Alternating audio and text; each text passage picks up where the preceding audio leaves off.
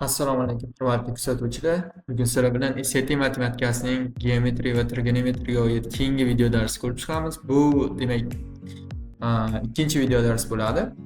Topigi angles, lines and triangles deb nomlanadi, ya'ni burchaklar, demak burchaklar, linelar, chiziqlar, ikki to'g'risi orasidagi munosabat va ularni kesib o'tuvchi uchinchi to'g'ri chiziq.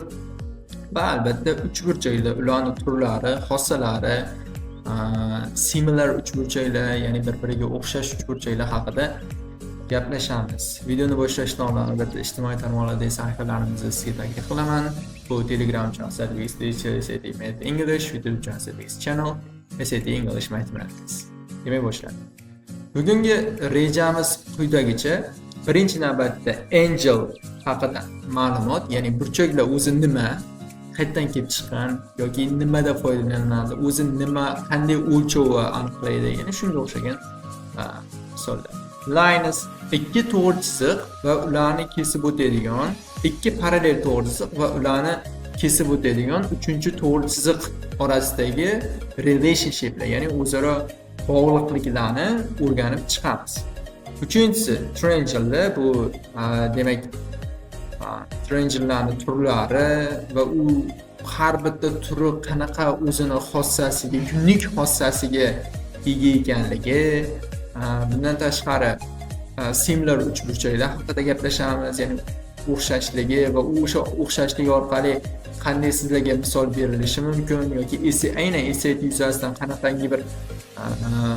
qanaqangi turdagi qiyinchiliklarga duch kelishingiz mumkin, ya'ni shunga o'xshagan misollarni ham ishlab ko'ramiz albatta. Ya'ni shunga o'xshagan tushunchalar beriladi.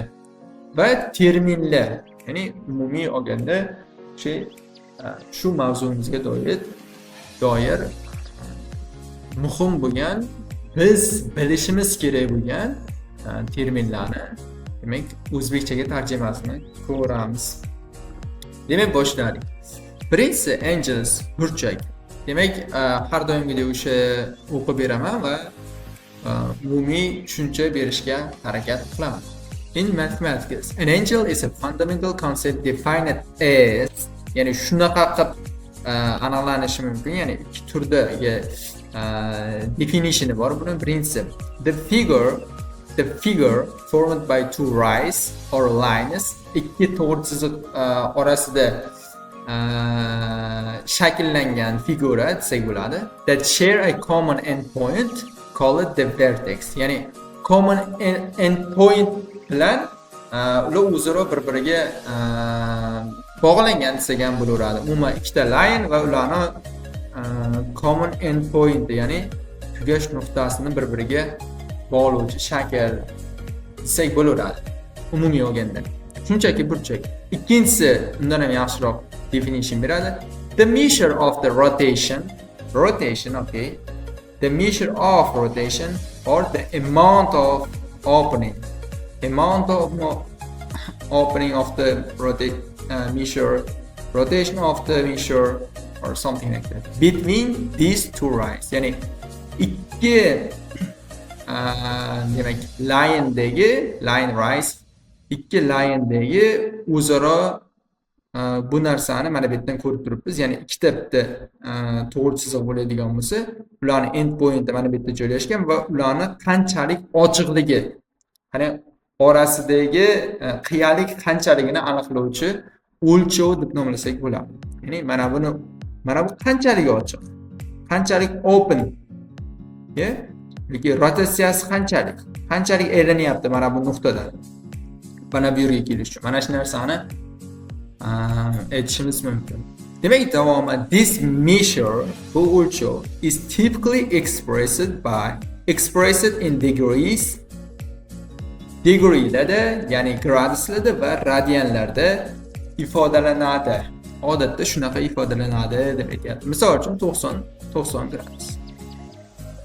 90 graduslik kvadrat emas, misol uchun 30 gradus, something like that. Yoki 2 radian. Bu unchalik ham muhim emas, berib ketadi. Radian va gradusda berilishi shunaqa, o'lchovi shunaqa. Misol uchun birorta uzunligi 2 sm deb ifodalasak, bu demak santimetrlarda o'lchansa, bu demak radian va graduslarda o'lchanar ekan. O'sha ikki to'g'ri chiziq orasida qanchalik ochiqlik bor bir-biriga nisbatan. Demak, angel shulardan iborat bo'ladi. Burchaklar haqida umumiy tushunchalar shulardan iborat. Endi burchaklarni tushungan bo'lsak, lines endi ikki to'g'ri chiziq, kesishuvchi ikki to'g'ri chiziq degan tushuncha bor. Mana bu ikkita parallel to'g'ri chiziqdan oldin shu narsani tushuntirib o'tsam. Kesishuvchi ikki to'g'ri chiziq. Mana bunday, mana bu A to'g'ri chiziq va B to'g'ri chiziq degan tushunchalar bor. Ya'ni A to'g'ri chiziq bilan B to'g'ri chiziq kesishadi va o'zaro keshish natijasida to'rtta burchak hosil qiladi. Ya'ni bu yerdagi bu burchaklar mana bu narsani alfa deb nomlaymiz, bu narsani beta deb nomlaymiz. Endi beta bitta qoida bor, alfaga betani qo'shsak bu 180 gradus bo'ladi degan. Ya'ni bitta umumiy to'g'ri chiziq, mana bu to'g'ri chiziq, mana bu qiyaligi, openligi, ya'ni ochiqligi 180 gradus deb qabul qilingan. Uni o'rtasidan birorta mana bunday to'g'ri chiziq o'tyapti, faraz qiling. Mana bu o'sha 180 ni shunchaki ikki qismga ajratyapti, shunchaki. Misol uchun alfa va beta qismga ajratyapti. Demak, umumiy 180 da shunchaki bitta xuddagi tayoqcha hosil qilindi, baribir bu ikkovi 2 ga bo'lindi, xuddi 10 ni 7 ga 3 ga ajratgandek gap. Demak, 7 ga 3 qo'shsak baribir 10 ku, demak bunda ham shunaqa 180 bo'laveradi ularning nimasi? Umumiy yig'indisi, gradusda. Endi yana bitta e'tibor beradigan jihatingiz, mana bu yerda biz B ni bo'ldik-ku. Endi A ni bo'lsak ham, misol uchun, mana bu yerda A ni mana bu to'g'ri chiziq bo'layapti deb faraz qilsak, mana bu beta bo'lsa, mana bu demak alfa bo'lishga majbur.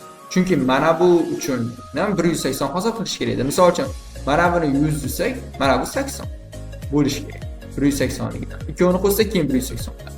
Demak, bu 80 bo'lsa, endi bu 100 bo'lishi kerak. Yana shunaqangi tushunchalar borki, qo'shni va vertikal burchaklar degan tushuncha bor. Ya'ni bitta to'g'ri chiziqni kesib o'tganda o'z nomi bilan qo'shni, I'm going to change my. Okay, something like that. Yo'q, kerak emas. Misol uchun alfa beta bir-biriga qo'shni umumiy olganda, chunki u bitta to'g'ri chizig'i bo'lyapti. Mana bu yerdagi bir-biriga qarama-qarshida alfalar bular vertikal bo'ladi. Umumiy qisqacha tushunchalar bundan oldin, lekin asosiy mazmun bulardan iborat. Ya'ni mavzuimiz shu o'z aslida, lekin ozgina tushuncha berib ketishga harakat qildim. Qo'shni va vertikal burchaklar. Qo'shni burchakga yig'indisi 180, vertikal burchaklar bu bir-biriga teng, qarama-qarshi. Xuddi o'sha narsani mana bu yerda ko'rish mumkin. Mana, xuddaki ikkita to'g'ri chiziq bir-biri bilan kesishyapti. Mana bu W bo'ladigan bo'lsa, mana bu qanaqadir bo'ladi. Misol uchun W ning qiymati 100 bo'ladigan bo'lsa, bu 80 bo'ladi. Va ikkovi bir-biriga qo'shni. Mana bu bunga qo'shni. Chunki bitta to'g'ri chizig'i mana bu to'g'ri chiziqni kesib o'tyapti. To'g'ri chizig'i bo'lyapti. Demak 80 100 bo'ladi.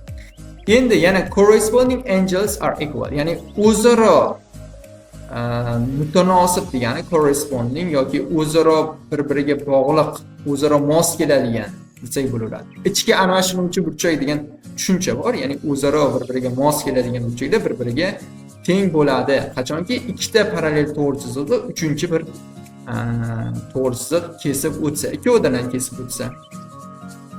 Demak, bu yerda 100 gradus bo'ladigan bo'lsa, mana bu ham 100 gradus bo'ladi. Xuddi shunday.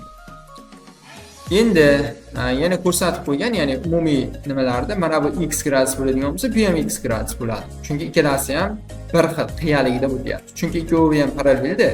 Bu parallel, bu bunga parallelligida mana bu qiyalik o'zgarmaydi keyingilarda. Agar men 3-nima chizib qo'ysam ham, misol uchun 3-to'g'ri chiziq chizib, mana bu ikkalasiga parallel va mana bu to'g'ri chiziqni davom ettiradigan bo'lsam, mana bu ham x gradus bo'lar edi. Chunki qiyalik o'zgarmayapti. Parallellik saqlanyapti. Shunga o'xshaydi. Y bitta mana bunday bir-biriga teng va z qiyalik bir-biriga teng. Bir-biriga qiya. Bundan ham aytishim mumkin, misol uchun mana bu ham bir-biriga teng. Chunki qiyalik bir xilda. Qiyalik saqlanadi. Ya'ni ochiqlik umuman o'sha narsani qanchalik qiyaligida bo'lganligi bir xil turibdi. Demak, line isloh haqida shu gaplarni aytishimiz mumkin bo'ladi. Va yana bitta misol bajarsak, undan ham chuqurroq o'rganamiz. In the figure, line M is parallel to line N. Ya'ni figurada, berilgan figurada line M mana bu M bilan N bir-biriga parallel deyapti. Mana bunday munosabatda deyapti. Demak, what is the value of W? Ko'rinib turibdiki, ichki almashuvchi burchakdan qiyalik bir-biriga teng. Bu ham 134 bo'lishga majbur. Eng to'g'ri javob bu D javob hisoblanadi. Endi shu yerda o'zi biz to'g'ri javob topib bo'ldik, lekin shu yerda keling misolni o'zgartirishga harakat qilamiz. Misol uchun sizga bu yerda W ni misol uchun albatta W bermaganda W mana bu yerda berib qo'ydi. Bunda qarang. Buni bilish uchun bu W ni mana bu yerga ko'chiramiz. Chunki bu bilan buni qiyaligi bir xil. Endi almashtirib olsak bular, ya'ni W ni bilan ko'chiramiz. Endi umumiy qaraydigan bo'lsak, bular qanaqa burchak bo'lib qoldi? Qo'shni burchaklar bo'lib qoldi. Demak, 134 ga W ni qo'shganmiz, bu 180 ga teng bo'lar ekan. Demak, W teng 180, ayiramiz 134 gradus bo'ladi. Bundan W teng 46 gradusga kelib chiqadi. Da 180 dan 130 so'raysak 46 gradusga kelib chiqadi. Agar shunaqa bo'lsa, demak misolimiz lekin W o'zi joyida turibdi. Shunchaki extra information yuzasidan berib ketdim. Xolos, misolni yana ham kengaytirish uchun, chuqurroq o'rganish uchun. Demak, mana bu ikkovi qiyaliklar bir xilligidan bu 134 gradus bo'laveradi. Lekin haligi ham to'g'ri. Okay. D javob to'g'ri. Endi triangle-ga navbat keldi. Ya'ni uchburchaklar. Uchburchak degani 3 ta burchakka ega bo'lgan geometrik shakl. 3 ta kesmadan tashkil topgan. Yaxshi. Birinchi bizga kerak bo'ladigan biz bilishimiz kerak bo'lgan narsa shuki, uchburchaklarni ichki burchaklarining yig'indisi ixtiyoriy har qanday uchburchakga ichki burchaklari yig'indisi bu 180 gradusga teng bo'ladi. Xuddi haligi umumiy to'g'ri chiziqqa o'xshaydi. Ichki burchaklarni uchburchakga ichki burchaklari yig'indisi 180 gradus. X, Y, Z 180 gradusga teng bo'ladi. Biz birinchi bilishimiz kerak bo'lgan shu. Endi ikkinchi bilishimiz kerak bo'lgan narsa bu demak uchburchak turlari. Teng yonli, isosceles, teng tomonli, to'g'ri burchakli uchburchak va ixtiyoriy tomonli uchburchak. Ya'ni turli tomonli uchburchak desak to'g'ri bo'ladi. Isosceles bu teng tomonli, tomonlari bir-biriga teng. Ya'ni mana bu tomoni 5 bo'ladigan bo'lsa, bu tomoni ham 5. Endi bu 5 ligidan kelib chiqadiki, bu yerda teng tomonli uchburchakda, teng yonli uchburchakda bu yerda xossasi bor. Agar uchburchak teng yonli bo'lsa, ularni asosdagi burchaklari bir-biriga teng bo'ladi. Misol uchun bu 30 gradus bo'ladigan bo'lsa, bu ham 30 gradus. O'shaning uchun bu yerda sarflab berib qo'ydi. Ya'ni xossasidan kelib chiqadi. Equilateral, ya'ni teng tomonli desak bo'ladi. Endi teng tomonli uchburchakda uchovi tomoni ham teng bo'ladi. Misol uchun 5, 5, 5. 3 ta tomonni uzunliklari teng bo'ladi.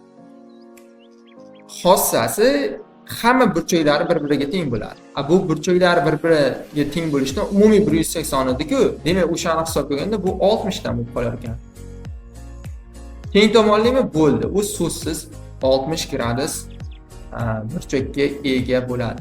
Right angle, ya'ni bitta burchagi to'g'ri burchakdan, ya'ni 90 gradusdan iborat bo'lgan uchburchak bo'ladi. Right angle, bitta mana bu qizil bilan ko'rsatib qo'yilgan to'rtburchak shaklidagi mark o'sha narsani belgi, o'sha nimani belgisi bo'ladi. 90 gradusligini bildiruvchi belgisi bo'ladi. Unda 90 gradusda uchburchakda Pifagor teoremasi qo'llanadi. A, B, C, ya'ni bu yerda katliklarning kvadratlari yig'indisi gipotenuzani kvadratlarining yig'indisi. Demak, gipotenuzani kvadratiga teng degan xossa bor. Scaling degan ixtiyoriy tomonli, ya'ni turli tomonli uchburchakda bu yerda umuman bu yerda xossasi yo'q, shunchaki ya'ni qanaqadir bir xossaga ega bo'lmagan bitta uchburchak nazarda tutiladi. Ya'ni to'rtta shunaqa turlari bor. Termin. Bu tomonlariga nisbatan. Uni keyin uchburchagi burchaklariga ham nisbatan turlari bor. U alohida, misol uchun o'tkir burchakli uchburchak, o'tmas burchakli uchburchak degan turlari bor. Burchaklariga nisbatan. Ya'ni bu yerda tomonlar ketyapti faqat. Xo'p, endi shu uchburchaklar haqida umumiy tushunchalardan iborat bo'lgan konsepsiya, ya'ni bu yerda uchburchaklarning xossalariga yetdi. Endi ikkita uchburchaklar. Ikkita uchburchakka keladigan bo'lsak, bu eng katta xossasi ikkovidan o'xshashligi. Ya'ni o'xshashligi deganda bu har bitta burchaklari bir-biriga teng, lekin tomonlari size, ya'ni o'lcham jihatdan bir-biridan farq qiladi degani. Misol uchun, mana bu A, B, C va X, Y, Z degan ikkita uchburchak ko'rib chiqaylik. X, Y, Z da misol uchun tomonlar bo'lsin, mana bu 80 bo'lsin. Mana bu bo'lsin, misol uchun 20 bo'lsin. Okey, 20 emas, 30 qilaylik shuni. 30 qilsak yaxshiroq bo'ladi. 30 bo'lsin. Va qolganiga qancha qolyapti? Albatta 70 qolyapti. Mana 80, 30, 70 ko'rsak 180 bo'lishi kerak. Bunda ham xuddi shunaqa bo'ladi. 80 ko'rinmaydi. 30 va 70 bo'ladi. Uchburchagi similarligini birinchi ko'rsatib beradigan jihat bu, demak, burchaklari aynan bir-biriga teng bo'ladi. Ya'ni A burchak 30 gradus, bu yerda ham X 30 gradus. B burchak 80 gradus, Y ham 80 gradus. C burchak 70 gradus, Z ham 70 gradus hisoblanadi. Endi bunda alohida xossasi tomonlarini nisbati bitta koeffitsiyentga ega. Misol uchun, mana bu 4, 5, okey, 8 bo'ladigan bo'lsa, bu misol uchun yozishimiz mumkin. 8, 10, 16 ko'rinishda yozishimiz mumkin. Ya'ni similar uchburchaklar tomonlarining nisbati bitta koeffitsiyentga teng bo'ladi. Misol uchun x, y ga a, b ga nisbati 10 ni 5 ga nisbati bu 2 ga teng bo'ladi. Qolganlarini ham shunaqa 8 ga nisbati 2, 16 ni 8 ga nisbati ham 2 hisoblanadi. Lekin chalkashtirib olmaslik kerak. Birinchi navbatda corresponding bo'lishi kerak. Misol uchun 80 gradus va 70 gradusli tomon, mana bu. Ya'ni shu tomonda turgan x, y, x, z bu yerda b bilan c ga corresponding bo'lishi kerak. O'zaro bir bog'liq bo'lishi kerak. Mutanosib bo'lishi kerak. 80 bilan 70, 80 bilan 70. Ya'ni o'zaro to'g'ri bo'lishi kerak-da. Misol uchun bu yerda x bilan z b bilan c ga nisbatini ololmaymiz. Ya'ni bu yerda burchaklari ham teng bo'lishi kerak. 80 gradusli va 70 gradusli burchaklarni tashkil qilishda qatnashadigan tomon bo'lishi kerak. Bu yerda ham 80 gradusli va 70 gradusli burchaklarni tashkil qilishda qatnashadigan tomonlarning nisbatlari olinishi kerak. Keyin olganda ham misol uchun tepasida faqat x, y, z, uchburchak faqat x, y, z va uchburchak ABC niki pastda bo'lishi kerak. Keyin o'shanda bittasi tepada, bittasi pastda bo'lmaydi. Bunda bu koeffitsient bir xilligi saqlanmay qoladi. Keyin yana bitta narsani yozib berishim mumkin. Bu yerda tomonlarning nisbatini kvadrati, tomonlar nisbati kvadrati bu yuzlarning nisbatiga teng degan formulani aytishimiz mumkin. Bu qanchalik qo'llaniladi yo'q bilmadim, lekin juda ham foydali. Bu formula juda ham foydali bo'ladi. Misol uchun mana buni S1 deb olsak, buni yuzasini, hududini, bunikini S2 deb olsak bo'ladi. Xo'p, yana aytadigan jihatimiz bu x, y ga a, b ga nisbati teng bo'lishi kerak p1 taqsim p2. Ya'ni perimetrlarning nisbati tomonlar nisbatiga teng. Shunchaki. Kvadratlar emas. Yuzalarida kvadrati, nimalarida kvadrati emas. Perimetrlar. Menimcha tushunarli bo'ldi degan umiddaman. Endi bitta example ko'raylik. In the figure above, what is the length of NQ? Jicha ozgina sal murakkablik tug'diradigan misol deb qarasak ham bo'ladi. Ya'ni bu yerda yuqoridagi berilgan figuraga ko'ra endpointni, ya'ni mana buni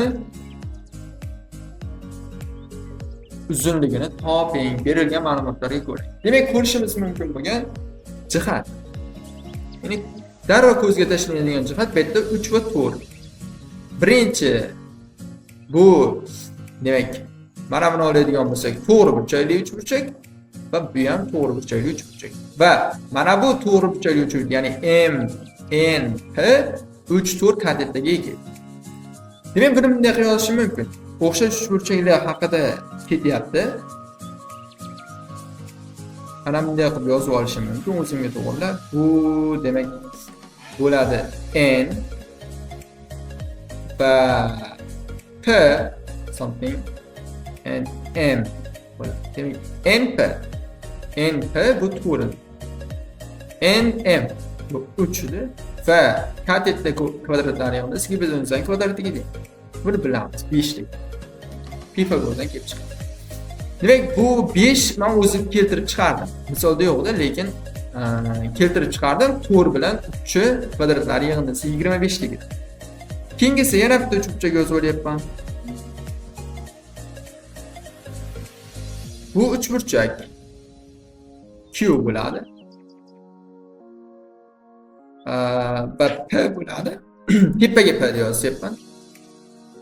P bo'ladi. Ya'ni o'xshatish uchun va pastda N. Bunga o'xshatishga harakat qilib oldim. Ya'ni mana bu uchburchak edi, mana hozir chizib ko'rsataman. Mana bu uchburchak edi. Og'darib bunga o'xshatishga harakat qilib oldim. Mana shunday ko'rinishda bo'lib qoldi. Endi N dan P gacha bu to'rak. Mana bu to'rak. Menga topishim kerak bo'lgan narsa Q, NQ. NQ bu X deb nomlasam bo'ladi. O'xshash uchburchak kelib chiqdi. Nimaga? Chunki misol uchun bularni o'chirtiramiz. Mana bu P ni nechidir gradus bo'lsa, alfa gradus bo'lsa yoki keling shuni bir aniqlashtirish uchun gradus berib olamiz. Aniqlashtirish uchun xolos. 20 gradus bo'lsa, misol uchun 20 degrees. Bu 20 gradus bo'lsa, mana bu 70 gradus bo'ladi. Aniq. Chunki mana bu 90 gradus. Bu M, N, P degan uchburchakni tashkil qiladi va mana bu 90 gradus kelib chiqqandan bu 20 deb bo'lsa, bu ham 70 bo'lishi kerak. Qo'shganda 180 bo'lishi kerak.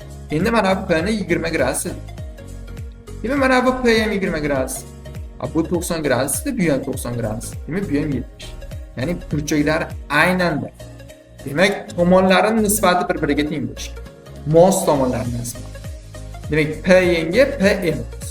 Demak, tepaga 5 taqsim 4 desam, teng deyman. 5 taqsim 4 va 3 taqsim pastdagiga mos. X deyman. Ya'ni X betda QN bilan. NQ. Endi buni ko'paytiraman proporsiya usulida. 5x teng 12 degan natija kelib chiqadi va x teng bu 12 bo'lingan 5 yoki x teng 10 ichida 2 ta 0.2 ichida 4. 2.4 I think the most correct answer. C javob 2.4 degan javob mutlaqo to'g'ri hisoblanadi. Demak, shunday qilib yechishimiz mumkin bu turdagi misollarni similarligini xossasidan foydalanib. Okay, another example. Shunga o'xshagan. Lines RC and T are shown below. Pastda ko'rsatilgan what is the value of x?